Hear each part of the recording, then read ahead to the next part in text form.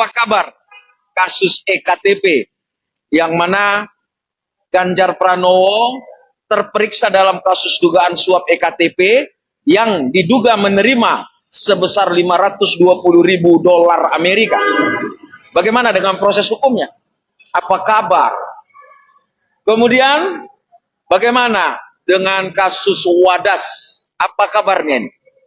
Ya, rakyat Wadas adalah saksi hidup.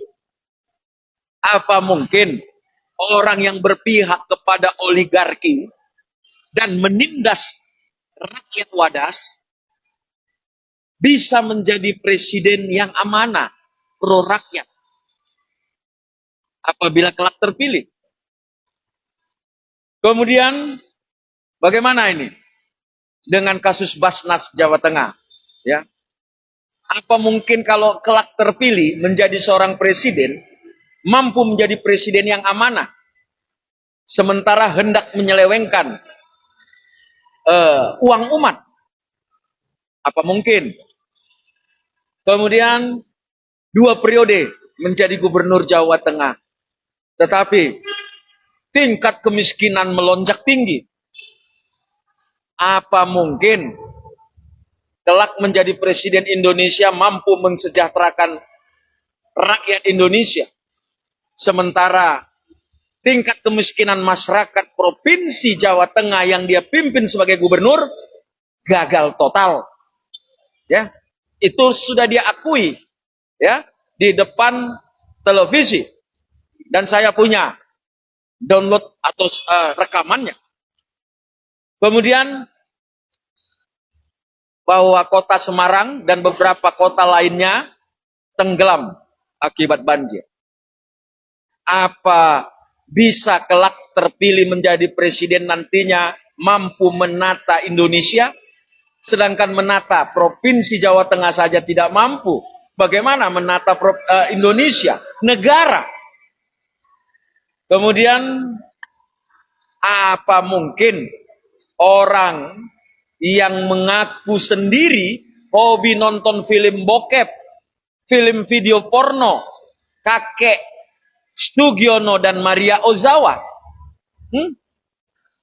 bagaimana mungkin apabila terpilih menjadi presiden mampu menjadi presiden yang bermoral dan berakhlak, kalau hobinya hanya menonton film bokep, film porno?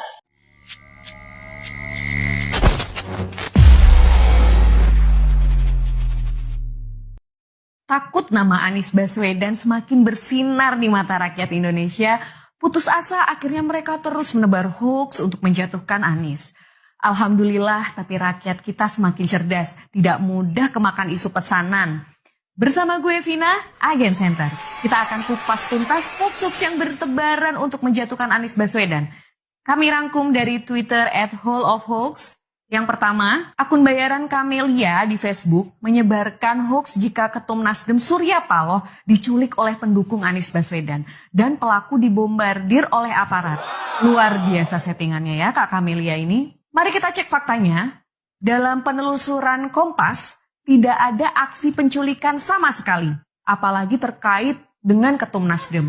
Kita beralih ke hoax berikutnya. Lewat akun TikTok bayaran @biraya87, hoax terus dihembuskan. Video disebarkan terkait pertemuan rahasia Anies dengan pengusaha Eropa yang didapat dari intelijen. Faktanya, video tersebut dari penelusuran Tempo adalah saat pertemuan Anies dengan Europe Ambassador, Menteri Perdagangan Internasional Inggris, dan Duta Besar Jerman di Jakarta saat Anies masih menjabat sebagai Gubernur DKI untuk menjajaki kerjasama transportasi. Kita ke hoax berikutnya dari akun YouTube bayaran Kabar Politik menyebarkan hoax jika Mahfud MD menggelar konferensi pers terkait Anies menjadi tersangka kasus Formula E Jakarta. Dari penelusuran antara foto yang beredar adalah saat Mahfud MD memberikan keterangan pers lainnya tidak terkait dengan Formula E. Dan kayaknya sih emang Formula E ini selalu dicari-cari celahnya ya. Soalnya hoaxnya juga banyak yang bertebaran. Kemudian akun Twitter bayaran @julbayur menyebarkan hoax terkait ratusan ex-ISIS yang berharap Anies menjadi presiden agar mereka bisa kembali ke Indonesia. Dengan latar orang-orang yang berpakaian serba hitam biar meyakinkan target hoaxnya nih ceritanya. Padahal faktanya foto yang disebarkan ini adalah milik Al Jazeera terkait pemberitaan ISIS di Timur Tengah dan tidak ada kaitannya sama sekali dengan Anies Baswedan. Ya ampun, ngeri banget sih hoaxnya ya. Masih membawa simbol keagamaan dari akun Twitter bayaran Aprilia Lin yang membagikan poster Anies disambut HTI dan 212 ketika berada di Kesultanan Banten. Padahal faktanya Anies disambut ulama Banten sewaktu kunjungannya ke sana. Narasi menyesatkan dibuat seenaknya, bahkan ulama pun bisa menjadi bahan fitnahan mereka. Nauzubillah. Suka heran sih kenapa ya mereka ini rajin banget menebar hoax. Kayaknya bayarannya mahal kali ya. Boleh nih bagiin followernya biar makin cuan kita. Oke, mari kita jadi generasi yang cerdas, jangan mau diadu domba sama akun bayaran. Mereka sih enak dapat bayaran, kitanya yang kepancing gak dapat apa-apa, say.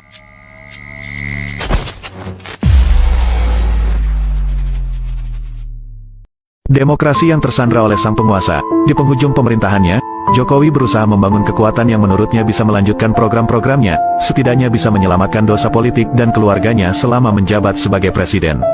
Terlalu banyak dosa dan kejahatan yang tidak bisa ditutupi selama menjadi presiden, membuat hatinya tidak pernah tenang, selalu diselimuti ketakutan dan kecemasan. Sebagai seorang presiden yang mau lengser seharusnya bersikap negarawan dan netral sebagaimana yang terjadi pada presiden-presiden sebelumnya, dan dalam sejarah bangsa ini hanya Jokowi yang mau habis masa jabatannya sibuk urusan copras-capres, dan terlibat langsung untuk menentukan calon yang diusungnya, apalagi mengendorse capres tertentu. Ada beberapa indikator bagaimana ketakutan Jokowi terhadap masa depan dinilai sangat menakutkan. Jokowi tentu tak ingin kasus mantan Presiden Amerika Serikat Donald Trump yang dijebloskan ke penjara itu terjadi pada dirinya. Inilah manuver Jokowi sebagai bentuk ketakutan akan masa depannya. Pertama, upaya terus mencari cara untuk menunda pemilu atau perpanjangan masa jabatan. Jokowi dengan melibatkan pihak istana terus menggalang dukungan dari musra yang dimotori oleh Luhut, Bahlil, Bamsud dan Lanyala untuk menunda pilkada atau perpanjangan masa jabatan selama 3 periode, sebelum akhirnya ditenggelamkan oleh rakyat. Kedua, skenario capres hanya diisi 2 pasangan agar mudah dibuat kecurangan oleh KPU. Jika hanya 2 calon, suara bisa dibalik, seperti yang terjadi pada 2019, dengan majunya 3 kandidat, Prabowo, Anies dan Ganjar. Akhirnya skenario ini juga gagal. Ketiga, skenario semua capres adalah all Jokowi's men. Sejak awal, Jokowi tidak menyukai kiprah Anies. Karena Anies akan menggagalkan semua impian Jokowi, maka Anies harus dihalangi untuk maju. Berbagai upaya dilakukan Jokowi terhadap KPK, KPU, dan Partai Demokrat Muldoko. Namun sepertinya langkah ini juga akan berantakan, karena Anies akan lolos sebagai capres. Keempat, kasus KM50. Jika Jokowi lengser dan tidak punya pengaruh, hampir bisa dipastikan akan diusut lagi. Selama Jokowi berkuasa, kasus KM50 tidak mungkin bisa diselesaikan secara serius. Karena akan melibatkan banyak petinggi Polri dan TNI, mungkin juga termasuk Jokowi sendiri. Kelima, kasus tragedi 21 hingga tanggal 22 Mei tahun 2019 yang menewaskan 894 pejabat KPPS yang meninggal secara misterius, akan diusut kembali. Keenam, kasus korupsi putra Jokowi, Gibran dan Kaisang yang dilaporkan Ubaidillah Badrun ke KPK, tapi tidak diusut, akan diselidiki lagi. Ketujuh, kasus mega skandal senilai 349 triliun rupiah di Kemenkeu yang diprediksi melibatkan orang dekat Jokowi. Kedelapan, penerbitan Perpu tentang lahirnya Pancasila dan Undang-Undang Ketenagakerjaan, diduga kembali diusut karena pesanan dari pihak tertentu. Kesembilan, kasus ijazah palsu dipastikan akan terus dipermasalahkan. Kesepuluh, kasus kriminalisasi ulama, termasuk yang dibunuh, akan terus diusut. Kesebelas, mengevaluasi mega proyek kereta cepat Bandung-Jakarta dan mega proyek IKN bila anggarannya membebani rakyat.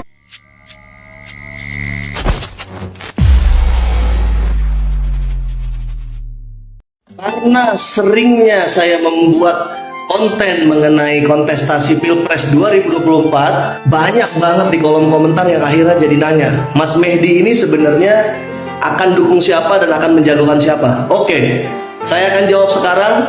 Jadi di alam demokrasi ini, di era keterbukaan ini, kita nggak ada netral-netral, kita nggak ada takut ngambil keputusan, dan kita siap tanggung jawab dengan keputusan kita. Saya akan support penuh, insya Allah kampanye penuh untuk Mas Anies Baswedan di 2024. Alasannya apa?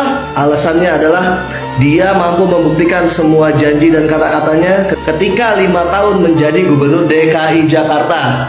Dan juga beliau dengan matang dan dewasa tidak melayani setiap caci maki dan fitnahan kata-kata miring terhadap beliau. Itu membuktikan kedewasaan dan kematangan intelektualitas beliau. Dan juga insya Allah Anies Baswedan bakal menjadi presiden 2024 yang mencintai semuanya, tidak membedakan latar belakang, agama, golongan, suku, dan lain-lain. Insya Allah saatnya Indonesia berubah, saatnya Indonesia maju, dan inilah saatnya perubahan itu datang. Insya Allah Anies Baswedan 2024.